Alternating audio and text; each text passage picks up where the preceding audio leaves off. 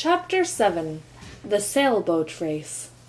When the people in Central Park learned that one of the toy sailboats was being steered by a mouse in a sailor suit, they all came running. Soon the shores of the pond were so crowded that a policeman was sent from headquarters to announce that everybody would have to stop pushing, but nobody did. People in New York like to push each other. The most excited person of all was the boy who owned the Lillian B. Womrath. He was a fat, sulky boy of 12 named Leroy. He wore a blue serge suit and a white necktie stained with orange juice. "Come back here," he called to Stuart. "Come back here and get on my boat. I want you to steer my boat. I will pay you $5 a week, and you can have every Thursday afternoon off and a radio in your room." "I thank you for your kind offer," replied Stuart, "but I am happy aboard the Wasp, happier than I have ever been before in all my life." And with that, he spun the wheel over smartly and headed his schooner down toward the starting line, where Leroy was turning his boat around by poking it with a long stick, ready for the start of the race. "I'll be the referee," said a man in a bright green suit. "Is the Wasp ready?" "Ready, sir," shouted Stuart, touching his hat. "Is the Lillian B. Womrath ready?" asked the referee. "Sure, I'm ready," said Leroy. "To the north end of the pond and back again," shouted the referee. "On your mark, get set, go!" "Go!" cried the people along the shore. "Go!" cried the owner of the Wasp. "Go!" yelled the policeman. And away went the two boats for the north end of the pond, while the seagulls wheeled and cried overhead, and the taxicabs tooted and honked from 72nd Street, and the west wind, which had come halfway across America to get to Central Park, sang and whistled in the rigging and blew spray across the decks, stinging Stuart's cheeks with tiny fragments of flying peanut shell tossed up from the foamy deep. "This is the life for me," Stuart murmured to himself. "What a ship! What a day! What a race!" Before the two boats had gone many feet, however, an accident happened on shore. The people were pushing each other harder and harder in their eagerness to see the sport, and although they really didn't mean to, they pushed the policeman so hard they pushed him right off the concrete wall and into the pond. He hit the water in a sitting position and got wet clear up to the third button of his jacket. He was soaked. This particular policeman was not only a big, heavy man, but he had just eaten a big, heavy meal, and the wave he made went curling outward, cresting and billowing, upsetting all manner of small craft, and causing every owner of a boat on the pond to scream with delight and consternation. When Stuart saw the great wave approaching, he jumped for the rigging, but he was too late. Towering above the Wasp like a mountain, the wave came crashing and piling along the deck, caught Stuart up, and swept him over the side and into the water, where everybody supposed he would drown. Stuart had no intention of drowning. He kicked hard with his feet and thrashed hard with his tail, and in a minute or two he climbed back aboard the schooner, cold and wet, but quite unharmed. As he took his place at the helm, he could hear people cheering for him and calling, "Add a mouse, Stuart! Add a mouse!"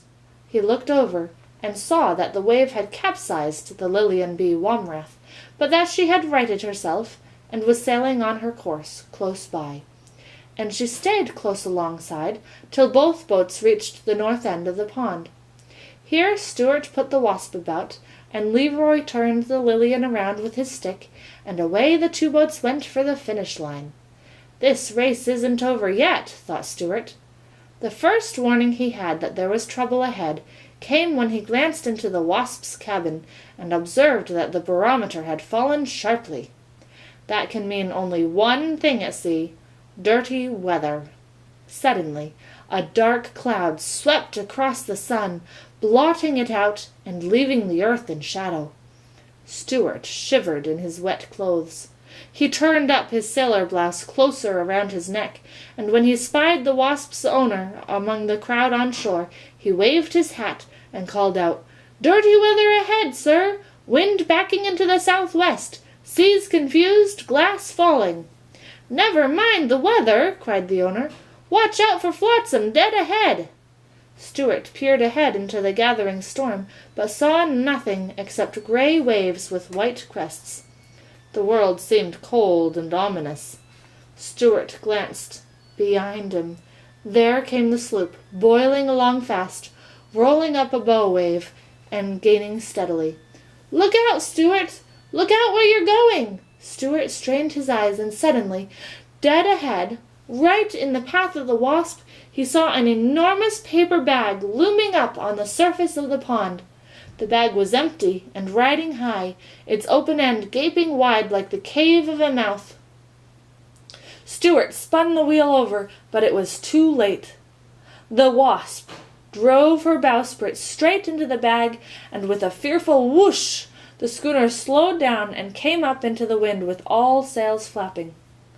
Just at this moment Stuart heard a splintering crash, saw the bow of the Lilian plough through his rigging, and felt the whole ship tremble from stem to stern with the force of the collision. "A collision!" shouted the crowd on shore. In a jiffy the two boats were in a terrible tangle. Little boys on shore screamed and danced up and down. Meanwhile the paper bag sprang a leak and began to fill. The Wasp couldn't move because of the bag. The Lilian B. Womrath couldn't move because her nose was stuck in the Wasp's rigging. Waving his arms, Stuart ran forward and fired off his gun. Then he heard, above the other voices on shore, the voice of the owner of the Wasp, yelling directions and telling him what to do. "Stuart! Stuart! Down jib! Down staysail!" Stuart jumped for the halyards, and the jib and the fore staysail came rippling down. "Cut away all paper bags!" roared the owner. Stuart whipped out his pocket-knife and slashed away bravely at the soggy bag until he had the deck cleared. "Now back your foresail and give her a full!" screamed the owner of the Wasp. Stuart grabbed the foresail boom and pulled with all his might. Slowly the schooner paid off and began to gather headway, and as she heeled over to the breeze, she rolled her rail out from under the Lilian's nose, shook herself free, and stood away to the southward. A loud cheer went up from the bank. Stuart sprang to the wheel and answered it. Then he looked back, and to his great joy he perceived that the Lilian had gone off in a wild direction and was yawing all over the pond. Straight and true sailed the Wasp, with Stuart at the helm. After she had crossed the finish line, Stuart brought her alongside the wall, and was taken ashore and highly praised for his fine seamanship and daring. The owner was delighted, and said it was the happiest day of his life. He introduced himself to Stuart, said that in private life he was Dr. Paul Carey, a surgeon-dentist. He said model boats were his hobby, and that he would be delighted to have Stuart take command of his vessel at any time. Everybody shook hands with Stuart. Everybody, that is, except the policeman, who was too wet and mad to shake hands with a mouse. When Stuart got home that night, his brother George asked him where he had been all day. "Oh, knocking around town," replied Stuart.